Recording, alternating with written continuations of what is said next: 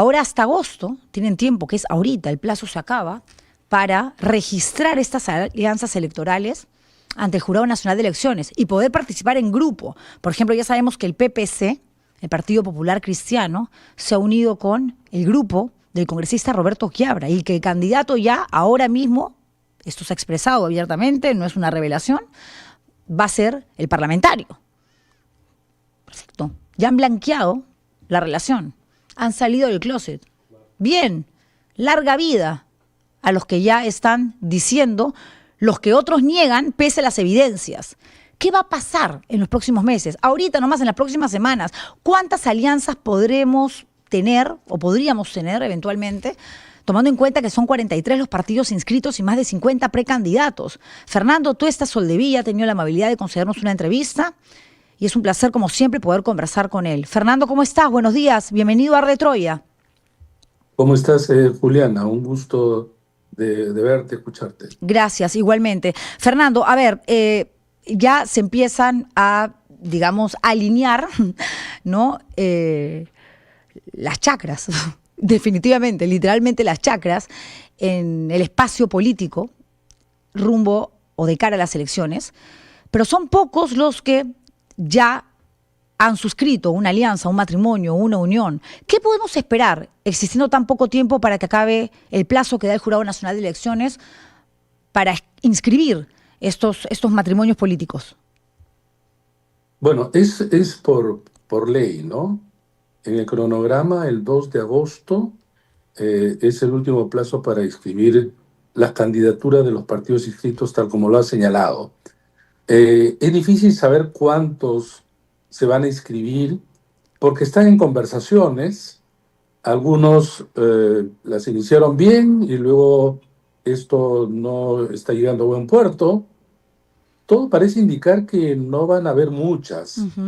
Lo que pasa, Juliana, es que en realidad, en el fondo, lo que se discute y es un punto en donde la controversia se agudiza es quién es el candidato presidencial y cómo se distribuyen los puestos en las listas.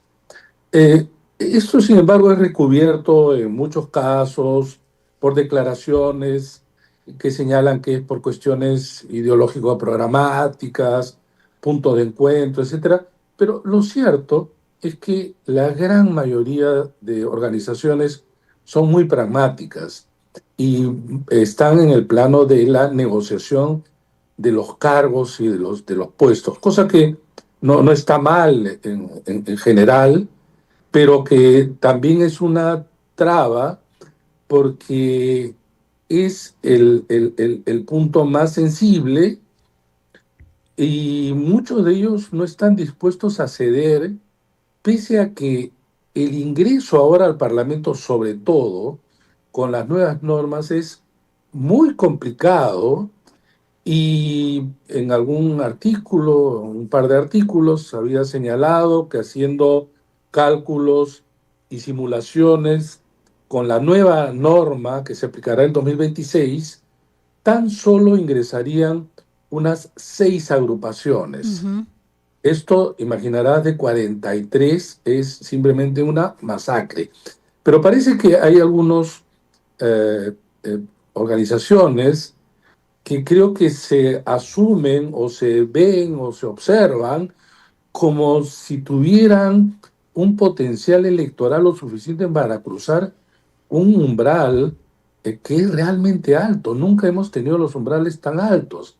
Te explico. Para ingresar a la Cámara de Diputados se requiere obtener el 5% de los votos en diputados y obtener además 7 diputados electos. Vale decir, podría una organización tener 8%, pero haber conseguido 6 diputados. No ingresa al Parlamento. En senadores, 5% más 3 senadores. Con esas normas, yo he hecho simulaciones desde el 2001 y no hubieran ingresado para empezar de este Congreso 5. De este Congreso 5. Entonces, hay una combinación de dos cosas. La complejidad de hacer alianzas más el desconocimiento y lo he podido percibir en conversaciones con mucha gente de partidos, sobre este umbral. En otras palabras, yo creo que la gran mayoría, la única manera de sobrevivir es hacer alianzas. Y no están haciendo todo lo posible para que esto ocurra. Exacto, exacto, porque además yo veo más, no necesariamente interés, pero sí un camino más aterrizado en partidos de derecha que de izquierda. La izquierda, que lleva la sombra del cuco en un país sobre todo como el Perú, está como que repensando demasiado la propuesta y de pronto se les escapa el momento, la hora en la que ya tienen que ir y cumplir con los plazos que dicta la norma electoral. Sin embargo, en la derecha, por lo menos, el PPC con Quiabra han dicho que van juntos. De pronto, Fiorella Molinelli y el exministro Rafael Belaúnde, estos coqueteos, este gileo, ya está siendo expuesto y ya uno puede ir sacando conclusiones. Pero lo que dices, Fernando, sí, es preocupante porque son 43 partidos inscritos y no se van a lograr muchas alianzas. Por lo tanto, la cédula de todas maneras va a ser una especie de baldor y la desesperación de la gente de no saber qué hacer frente a tanta información es algo que nadie va a poder controlar. Mira, en realidad en todo el espectro político, izquierda, derecha y centro, el fraccionamiento es claro. Esto es lo que tú llamas efectivamente coqueteos, puede quedarse en eso. Mientras no se inscriban legalmente ante el jurado electoral especial, no hay alianza. Hasta este momento, por más que han declarado su amor, digamos, estas dos agrupaciones que tú has señalado, mientras no se inscriba, no hay alianza.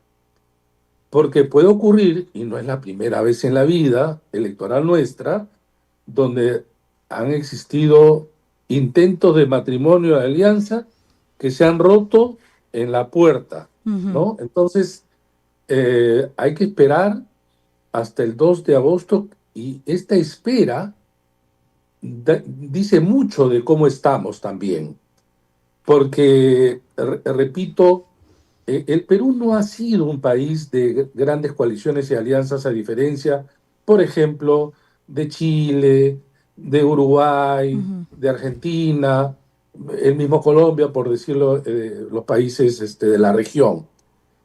Muy poco ha habido esta figura y en muchos casos, en realidad las alianzas de esta naturaleza son alianzas, como diríamos, de migrantes, ¿no? Vale decir, llegamos, superamos el umbral, la valla, y luego cada uno se va por su lado. ¿No? Cosa que no es lo mejor, porque si hay partidos tan escasamente representativos, con baja organización, lo ideal sería coaliciones que además pudieran en algún caso, si así resulta, incluso gobernar, ¿no? Sí. No somos el país donde las organizaciones llegan a acuerdos. Las alianzas en nuestro país no han sido alianzas o coaliciones no escritas, informales como las que tenemos en el Congreso, de coincidencias, sobre todo para garantizar, en estos casos, cuotas de poder, pero lamentablemente no en un norte, en un modo positivo, ¿no? Fernando, no somos un país efectivamente de alianzas electorales porque ni siquiera existe una cultura política y la gente no está acostumbrada a votar por una cuestión ideológica, sino más bien por un tema de gustos, de quién me convence más. Pero sí somos una nación que se ha caracterizado por dejarse seducir muy fácilmente por la presencia de outsiders. A esas alturas del partido, literalmente, existe la posibilidad de que aparezca de pronto un personaje que logre acaparar, digamos, la atención y conquistar a aquellos que ya no confían en los políticos tradicionales y que no quieren darle la oportunidad a los que van a tentar nuevamente suerte, ya sea en planchas de listas presidenciales o para candidaturas hacia la Cámara de Diputados o Senadores? El outsider, que casi nace como fenómeno en el Perú en el 90, en realidad lo que va a definir es un país como el nuestro, donde efectivamente los partidos dejaron de ser canales, en donde podías encontrar liderazgos atractivos, ¿no? Con tradición y con experiencia. Y hemos visto en algunas elecciones la presencia de esto, quizá el último, justamente Pedro Castillo. Eh, pero los outsiders no aparecen con un tiempo largo de presencia en relación a la jornada electoral. En otras palabras, los outsiders tienen justamente una de sus características de ser una figura que aparece en el último momento, de manera intempestiva, aquella que concentra justamente una serie de elementos o capacidades o identidades que la gente está buscando y entonces se va a agrupar alrededor de esa corriente, este viento favorable, ¿no? Pero siempre el Perú es un espacio donde puede aparecer. Ahora, no necesariamente tiene que aparecer, pero el espacio, el terreno, siempre está cultivado en el Así Perú es, como para que esto claro. suceda. Pero Sí, entonces ahí viene el punto para cerrar la idea. Ese es a nivel presidencial. A nivel parlamentario, claro, como hay voto preferencial, siempre va a haber alguien que será un atractivo en alguna región, etcétera. Pero me temo que al haber tantas agrupaciones políticas, 33 nuevas, porque 10 están en el Parlamento, que son más conocidas, pese a que la gente lo rechaza, al final, ante tanta confusión, algunos irán a votar por estas agrupaciones, esa es la ironía.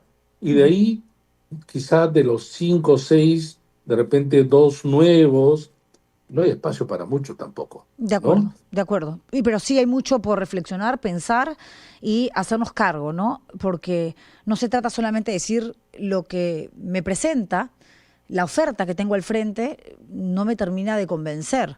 O sea, si es lo que hay, tenemos que elegir sobre la mesa y hacer nuestra chamba de indagar un poquito más sobre aquellos que quieren ocupar un cargo público para luego no estar llorando sobre la leche derramada, que es lo que venimos haciendo de los últimos 20 años, Fernando, y esto Así tiene que es. cambiar. Y bueno, hacernos efectivamente responsables de nuestras acciones y a tratar de redirigir, ¿no?, la ruta que nosotros hemos ayudado a trazar. No somos culpables de los corruptos, mafiosos. El Perú, sin duda, es el país a nivel mundial que más expresidentes tiene presos con condena o prisión preventiva, pero finalmente privados de su libertad, y eso habla de algo que nosotros hemos permitido. No somos cómplices, pero sí hemos sido negligentes. Fernando, yo te agradezco por haber estado con nosotros esta mañana Solamente aquí en Arde Troya. unas Por palabras, supuesto. discúlpame. Sí, solamente subrayar lo que has señalado. El pasado no lo podemos cambiar, Así es. pero el futuro no está determinado. Está Ujú. en nuestras manos y una elección siempre es una oportunidad. La podemos aprovechar. Todavía se está por escribir esta historia. Así es. Y hay varios capítulos todavía para cerrar este libro llamado Perú. Gracias, Fernando. Un fuerte No, abrazo. a ti, A como ti, siempre. Fernando Tuesta Soldevilla, politólogo, es